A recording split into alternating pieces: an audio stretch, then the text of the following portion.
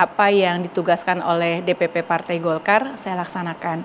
Dimulai dari sekitar 2-3 tahun yang lalu saya sosialisasi, mulai langsung switching lagi ke pileg, ikut pileg sebagai salah satu caleg di Banten 3 saat itu untuk pemenangan Pilpres, dan setelah itu switching lagi untuk sosialisasi untuk Pilkada, dan waktu itu ada surat penugasan untuk mencari pasangan calon dan juga partai koalisi, karena waktu itu Golkar kan sebelum MK kan masih 14% ya, masih kita mesti mencari 6% lagi, dan alhamdulillah sudah ketemu dengan Pak Ade dan juga PDI Perjuangan. Skep juga alhamdulillah zaman kepemimpinan Pak Erlangga dan Pak Ludwig sudah ditandatangani, tinggal nunggu B1 KWK, tetapi mendengar kabar bahwa itu sepertinya tidak ke saya, ya sebagai manusia tentunya pasti ada rasa kenapa kok enggak kasih ke saya dan yang lainnya, tetapi paham atau tidak paham ya namanya keputusan partai harus saya jalankan saat itu. Tetapi saya bersyukur saat itu, saat saya menyampaikan bahwa Pak setelah putusan MK itu ada,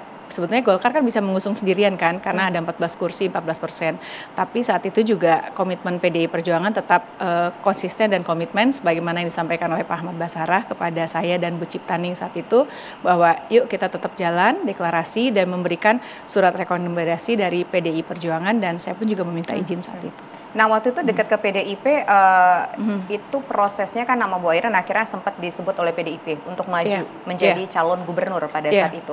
Itu prosesnya bagaimana sebelumnya? Apakah itu juga bagian dari proses untuk mencari koalisi, proses untuk mencari pasangan calon? Ya, setelah Pileg Pilpres ada penugasan baru lagi kan, sosialisasi, yaitu untuk mencari pasangan calon dan koalisi partai. Kita melakukan penjajakan, mulai dari saya datang daftar ke semua partai yang dibuka atau komunikasi dengan partai yang tidak melakukan pembukaan saat itu. Dan di Golkar ini kan ada tahapan.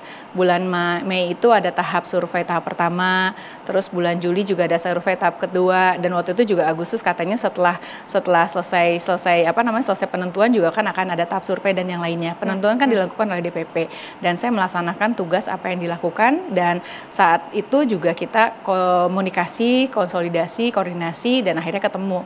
Dan saat mau deklarasi, SK juga udah keluar kan, SK udah keluar saat itu, cuman ada pergantian kepemimpinan di DPP Partai Golkar, sehingga akhirnya kita menunggu untuk keluarnya B1 KWK ya saat itu. Nah, tadi kan Bu Airin, kalau nggak salah tadi saya dengar bahwa ketika nama Bu Airin diusung juga oleh PDIP, Bu Airin sempat minta izin ke Golkar sebelum Golkar mendeklarasikan Bu Airin. Apa tanggapan partai pada saat itu? Membolehkan. Jadi pada saat itu ada bahasa bahwa sepertinya kemungkinan akan ada koalisi, sepertinya kemungkinan rekomendasi tidak diberikan. Walaupun saya tetap sampai akhir juga tetap berharap dan berdoa mudah-mudahan ada keajaiban B1 KWK tetap diberikan kepada saya. Karena kan sebetulnya skep ini udah keluar, tinggal menunggu B1 KWK untuk proses pendaftaran ke KPU. Dan saya bersama dengan Ketua DPD Golkar Banten saat itu meminta izin bahwa hari Minggu kita ada deklarasi sekaligus pemberian surat rekomendasi kepada calon gubernur maupun bupati wali kota yang diusung oleh PDI Perjuangan seprovinsi Banten yang di AIS itu, dan itu sangat diperbolehkan, diizinkan, silahkan, dan kita melakukan deklarasi saat itu. Dan karena memang kalau di PDI Perjuangan, kalau secara protokoler, kalau untuk penyerahan surat tugas atau surat rekomendasi B1 KWK itu kan harus langsung diserahkan oleh Ibu Mega selaku Ketua DPP, Ketua Umum. Maka hari Seninnya kita dipanggil ke DPP PDI Perjuangan. Tapi kan akhirnya keputusan partai berubah. Nama Bu Airin akhirnya diusung oleh partai untuk jadi calon tetap berkoalisi dengan PDIP. Kita penasaran apa sih cerita di balik itu semua sampai akhirnya balik lagi nih ke nama Bu Airin? Mungkin bisa tanya sama Ketum Bahlil ya gitu kan. Tapi yang pasti saya berterima kasih Pak Ketum Bahlil sudah memberikan rekomendasi kepada saya, sehingga kemarin saya tanggal 28 Agustus bisa daftar bersama-sama menggunakan teman-teman pengurus DPD Partai Golkar di Provinsi Banten berjenjang secara struktur, kabupaten kota yang lainnya juga bisa menggunakan atribut Partai Golkar, juga kan sangat senang.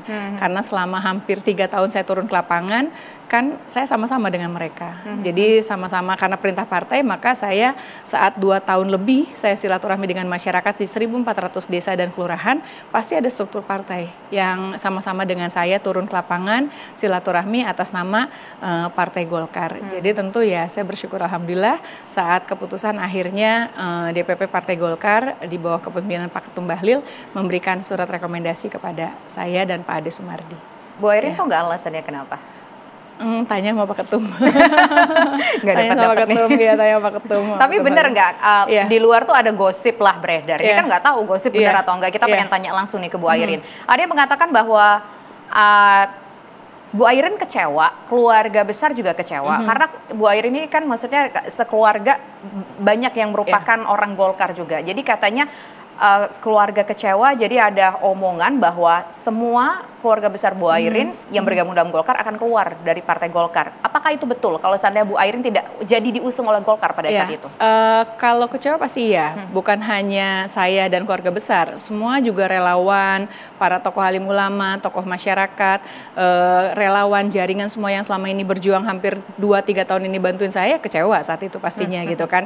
Nah persoalannya kemarin apakah kita keluar atau tidak, yang kita pikirkan bagaimana saat setelah deklarasi kemarin, apalagi dengan ada putusan MK kan bersyukur kita pun juga dengan PDI Perjuangan dan beberapa koalisi partai non parlemen kan bisa untuk daftar. Jadi kemarin itu ya benar-benar kita fokus aja untuk mulai pendaftaran, kan rigid banget ya, mulai dari persyaratan pribadi diri saya, Pak Ade Sumardi, persyaratan dari koalisi partai dan yang lainnya. Ya sebisa mungkin kan kita tidak ingin ada perubahan walaupun masih ada jeda waktu perbaikan dan yang lainnya. Jadi pas kemarin itu kita benar-benar fokus gimana caranya kita bisa daftar, mudah-mudahan disahkan sebagai calon gubernur. Jadi yang namanya kecewa pasti ada, tapi untuk hal itu yaudah pokoknya kita pikirin maju dulu deh sekarang untuk bismillah, mudah-mudahan insya Allah amin menang gitu. Tapi sempat kepikiran nggak mau keluar dari partai ketika pada saat itu diusung oleh Ibu Mega, kemudian ternyata nama Bu Airin ini yang awalnya mau dimajuin tapi nggak jadi dimajuin pada saat itu ya, sebelum akhirnya berubah situasinya. Sempat kepikiran mau keluar Bu Airin? Yang kita pikirin gimana caranya bahwa ini udah 2-3 tahun kita bekerja, kita meyakinkan masyarakat, kita harus bisa berlayar dan harus bisa mendaftar, dan mudah-mudahan dengan kita ikut dalam kontestasi, masyarakat bisa punya pilihan dan masyarakat bisa menentukan. Jadi waktu itu benar-benar kan cepet banget kan waktunya. Jadi ya kita benar-benar fokus di hal untuk bagaimana kita pendaftaran. Jadi kita benar-benar ya udah habis ini tahapannya apa lagi nih, habis ini tahapannya apa lagi nih. Tapi pada saat kemarin alhamdulillah Golkar ke saya lagi, ya saya senang sekali gitu. Karena kan akhirnya kan mesin partai Golkar pun juga bisa bekerja maksimal lagi seperti halnya 2-3 tahun yang lalu. Alasan Ibu Airin akhirnya menerima untuk dipinang kembali dari Golkar karena memang masih sangat-sangat mencintai Golkar pada saat itu ya, sampai sekarang juga tentunya. Pendiri Satkar Ulama adalah bapak mertua saya. Dari awal ikut kita masuk ke dalam partai, ya tentunya kita udah merasa itu rumah kita. Jadi tentunya saat kita diusung lagi gitu kan, ya kita ya bersyukur alhamdulillah seperti ya karena saya merasa bahwa Golkar selama ini tempat saya untuk menjadi seorang politisi kan saya di Partai Golkar. Dimulai dari sebagai pengurus di tingkat kota dan sebagai ketua partai di tingkat kota, kemarin selama hampir 5 tahun bekerja untuk pengurusi perempuan Partai Golkar gitu. Jadi pada saat kemarin diusung lagi kan ya rasanya kayak kembali ke rumah sendiri aja gitu Mbak. Oke, baik. Nanti kita akan lanjutkan perbincangan juga termasuk bagaimana ketika kita melihat pidato Bu Mega yang pada saat itu memberikan sebuah statement yang kita nilai mungkin cukup agak keras begitu kepada Bu Airin. Tapi nanti pemirsa sesaat lagi tetaplah bersama kami di One on One.